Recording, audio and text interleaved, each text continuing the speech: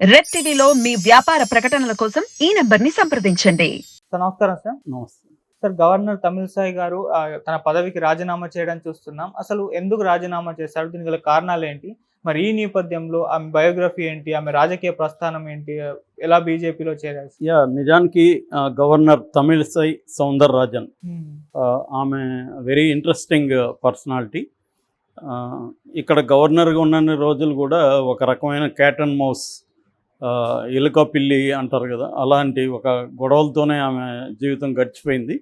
But ఆమె biography మాత్రం very very interesting biography. So ఆమె ఇప్పుడు ఎందుకు రిజైన్ చేసిందంటే, ఆమెకి ముందు నుంచి కూడా రాజకీయాల్లోనే ఎక్కువ ఆసక్తి, ఎక్కువ ప్రత్యక్ష రాజకీయాల్లో. గవర్నర్ అనేది ఒక రకంగా ఆమెకు సఫకేషన్ కలిగించే పరిస్థితి. అందువల్ల కూడా ఆమె గొడవ పెట్టుకుందేమో అని నాకు డౌట్ వస్తుంది ఆమె బయోగ్రఫీ చూసినప్పుడు. ఎందుకంటే ఆమె ఎప్పుడు కూడా పబ్లిక్ పర్సన్ అనమాట.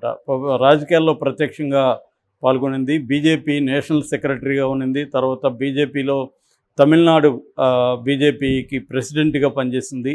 తర్వాత 2 సార్లు ఎమ్మెల్యేగా కంటెస్ట్ చేసి ఓడిపోయింది, 2 సార్లు ఎంపీగా కంటెస్ట్ చేసి ఓడిపోయింది. కాబట్టి ఆమెకు ప్రత్యక్ష రాజకీయాల్లో పాల్గొనాలనే కోరిక బలంగా ఉంది. సో ఇప్పుడు కూడా ఆమె రిజైన్ చేయడం వెనక అదే కారణం. యాక్చువల్గా ఆమె మన పుదుచ్చేరి, పాండిచ్చేరి అంటాం కదా, పాండిచ్చేరికి కూడా ఆమె లెఫ్టినెంట్ గవర్నర్గా ఉంది. కాకపోతే నవంబర్కి పీరియడ్ అయిపోతుంది. కాబట్టి ఇక్కడ రిజైన్ చేసేసి ఆమె తమిళనాడుకి వెళ్ళి వాళ్ళ నేటివ్ ప్లేస్ నాగర్కోయిల్లో కానీ లేదా చెన్నై సెంట్రల్లో కానీ ఇంకెక్కడైనా కూడా ఓకే పార్టీ కానీ డిసైడ్ చేస్తే అక్కడ తాను ఎంపీగా కంటెస్ట్ చేయాలనేది ఆమె కోరిక. ఎందుకంటే తమిళనాడులో 2 నుంచి 4 సీట్ల వరకు వచ్చే పరిస్థితి ఉందని చెప్తున్నారు. సో బలమైన నియోజకవర్గంలో పోటీ చేసి తాను ఎంపీగా పార్లమెంట్కి వెళ్ళాలనేది ఆమె కోరిక. పార్లమెంట్కి వెళ్తే రేపు సెంట్రల్ మినిస్టర్ అయినా కూడా మనం ఆశ్చర్యపోవాల్సిన లేదు. ఎందుకంటే ఆమెకి అన్ని రకాల క్యాపబిలిటీస్ ఉన్నాయి. సో తను పొలిటికల్ కెరీర్లోనే తను కంటిన్యూ అవదలుచుకుంది. సో అందుకని కూడా రిజైన్ చేసేసింది బేసిక్గా.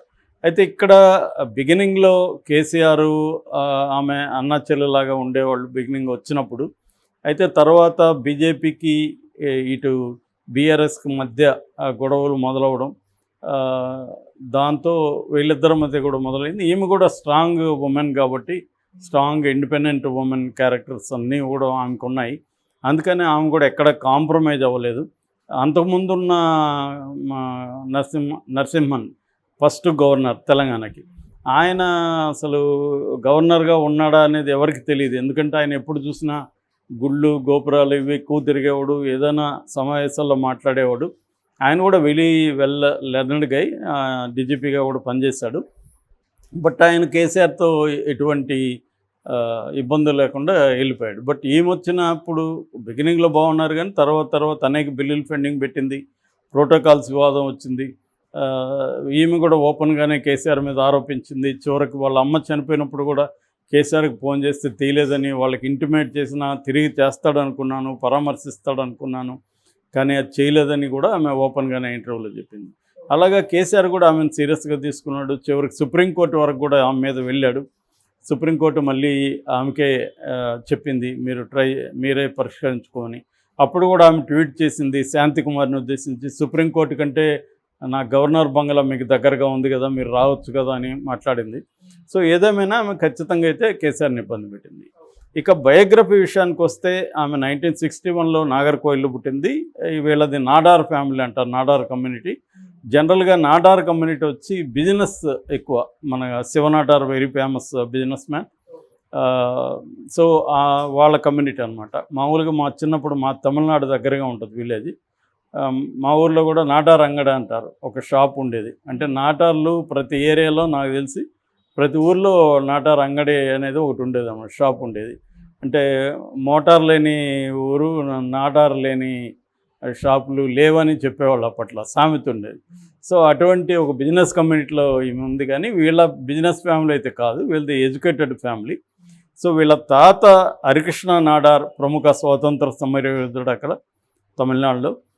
తర్వాత వీళ్ళ నాన్న కుమరి అనంతన్, ఆయన కాంగ్రెస్లో చాలా ప్రముఖ లీడర్ తమిళనాడులో. తను ఎంపీగా కూడా కంటెస్ట్ చేసి ఎంపీగా కూడా గెలిచాడు. వాళ్ళమ్మ కృష్ణకుమారి మాత్రం హౌస్ వైఫ్. వీళ్ళు మొత్తం 5 మంది సిబ్లింగ్స్. సో ఈమెకు వాళ్ళ తాత వాళ్ళ నాన్న ఇన్ఫ్లుయెన్స్ చిన్నప్పటి నుంచి కూడా ఉందన్నమాట. అందుకని తనకు కూడా రాజకీయాల మీద ఆసక్తి. అది ఏ స్థాయిలో అంటే 6వ క్లాస్లో వాళ్ళ క్లాస్ టీచరు మీరు ఎవరెవరు ఏమవుతారు పెద్ద అయినా కానీ ఒక్కొక్కరిని అడిగితే అందరూ డాక్టర్లు లాయర్లు ఏవో చెప్తే ఏం మాత్రం నేను రాజకీయ నాయకురాలు అవుతాను అన్నారు. దాంతో ఆ టీచర్ కొద్దిగా కంగారు పడి ఇదేంటి ఇలా అంటుందని వాళ్ళ అమ్మకి ఇంటిమేట్ చేసింది. సో వాళ్ళ అమ్మ ఇంటికి రాగానే ఈమెని కొట్టిందంట. ఇదేంటి నువ్వు ఇలా చెడిపోతున్నావు, నువ్వు డాక్టర్ అవ్వాలి. వాళ్ళ అమ్మకి ఏంటంటే ఈ అమ్మాయిని డాక్టర్ని చేయాలని చిన్నప్పటి నుంచి. సో అలాగా ఈమె జరిగింది. రెండవ సంఘటన ఆమె ఒకసారి ఇంటర్వ్యూలో చెప్పింది ఏంటంటే వీళ్ళ నాన్న ఇందిరాగాంధీకి కాంగ్రెస్లో ఉన్నప్పటికీ యాంటీ గ్రూప్లో ఉండేవాడు. అందుకని 1975 జూన్ 25న ఎమర్జెన్సీ విధించింది. ఆ టైంలో వీళ్ళ నాన్నని కూడా జైల్లో పెట్టారు.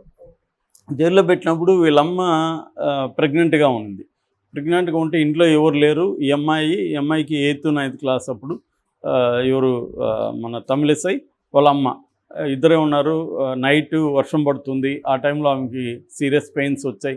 దాంట్లో ఏం చేయాలో తెలియనికుండా ఏడుస్తున్నప్పుడు ఈ అమ్మాయి పరిగెత్తుకుంటూ వెళ్ళి సిటీలో అటు ఇటు తిరిగి అక్కడ మొత్తానికి ఒక ఆటోను పట్టుకొని వచ్చి అమ్మని తీసుకెళ్ళి హాస్పిటల్కి తీసుకెళ్లారు. కొంచెం లేట్ అయింటే కూడా 2 ప్రాణాలకు ప్రమాదం అని చెప్పారంట హాస్పిటల్. సో అటువంటి అంటే చిన్నప్పటి నుంచి కూడా ఒక ధైర్యం, డాషింగ్ లేడీగా మనం చెప్పుకోవచ్చు. తర్వాత ఈమె కాలేజ్ ఎడ్యుకేషన్ అయిపోయినాక ఎంబీబీఎస్ మెడ్రాస్ మెడికల్ కాలేజ్లో చేరింది. అది కూడా ఈమెకి ఇంట్రెస్ట్ లేదని చెప్తున్నారు. వాళ్ళ అమ్మ కోసమే ఇది చేరింది. ఎందుకంటే ఈమె ముందు నుంచి కూడా రాజకీయాల్లోనే ఇష్టం. తను ఎంబీబీఎస్ కాలేజీలో డిగ్రీ కాలేజీలో ఉన్నప్పుడే ఏబీపీలో పనిచేసేది. తనకేందంటే వాళ్ళ నాన్న కాంగ్రెస్ అయినా కూడా కాంగ్రెస్ అంటే ముందు నుంచి ఎందుకో ఇష్టం లేదు. కాంగ్రెస్ అంటేనే కరప్షను ఇట్లాంటి అభిప్రాయాలు ఎక్కువ ఉండేది. అయితే వాజ్పేయి ఒకసారి చెన్నైకి వచ్చినప్పుడు ఆయన సభలో పార్టిసిపేట్ చేసినప్పుడు వాజ్పేయి అంటే చాలా గౌరవము, ఆయన మీద చాలా రెస్పెక్టు, ఇష్టము పెరిగింది. సో ఈ పార్టీలో మనం చేద్దామని అనుకునింది. దాని స్టూడెంట్ వింగ్ ఏబీపీలో ఈమె జాయిన్ అయింది. జాయిన్ అయ్యి ఎంబీబీఎస్ ఫస్ట్ ఇయర్లో కూడా అక్కడ క్లాస్ లీడర్గా కూడా సెలెక్ట్ అయిందన్నమాట. అలాగే నాయకత్వ లక్షణాలు ముందు నుంచి ఉన్నాయి. బట్ ఇంట్లో వాళ్ళేమో ఫస్ట్ ఇయర్ ఉన్నప్పుడే పెళ్లి చేసేసారు. Arranged marriage. సౌందరరాజన్ అని ఆయన కూడా డాక్టరు, ప్రముఖ కిడ్నీ స్పెషలిస్టు, నెఫ్రాలజిస్ట్ అనమాట. సో వీళ్ళకి 2 పిల్లలు, సుగనాథన్ అండ్ పూనం అనే ఆమెమో అదే ఒక పాప ఒక బాబు. 2 కూడా డాక్టర్లు. వాళ్ళిద్దరి అంటే వీళ్ళ కోడలు డాక్టరే, వీళ్ళ అల్లుడు కూడా డాక్టరే. అందరూ వీళ్ళ ఫ్యామిలీ అంతా డాక్టర్ ఫ్యామిలీ. వీళ్ళు మొత్తం ఫ్యామిలీలో ఈమె ఒకటే రాజకీయాల్లో ఉందన్నమాట. ఎంబీబీఎస్ ఉన్నప్పుడు చదివిన తర్వాత ఆమె ఎంజీఆర్ మెడికల్ యూనివర్సిటీలో గైనకాలజీలో ఆమె ఎండి చేశారు. దాని తర్వాత కెనడా కూడా వెళ్ళారు. సోనాలజీ అండ్ ఎఫ్ఈటీలో కెనడాలో డిగ్రీస్ చేసుకొని వచ్చి ప్రొఫెసర్గా జాయిన్ అయ్యారు. మెడికల్గా ఆల్ ఇండియా మెడికల్ అసోసియేషన్ కూడా ఆమె ప్రెసిడెంట్కి పనిచేశారు. అలాగా ఉన్నప్పుడు ఆమె ఏబీపీ నుంచి మెల్లగా రాజకీయాలకు వచ్చి బీజేపీలో యాక్టివ్ అయింది. బట్ వీళ్ళ నాన్నకి చెప్పకుండా దాచింది. చివరికి వాళ్ళ నాన్నకి తెలిస్తే 1 ఇయర్ ఏమితో మాట్లాడలేదంట. అలిగాడంట. ఆయన కోపం వచ్చిందంట. బీజేపీలో చేరావా, బీజేపీ దారుణమైన పార్టీ అనేది ఆయన అభిప్రాయం కాంగ్రెస్ నాయకుడిగా. చివరికి వాళ్ళ అమ్మాయి ఇంటర్వ్యూని అయ్యి వాళ్ళ నాన్నను ఒప్పించిందంట.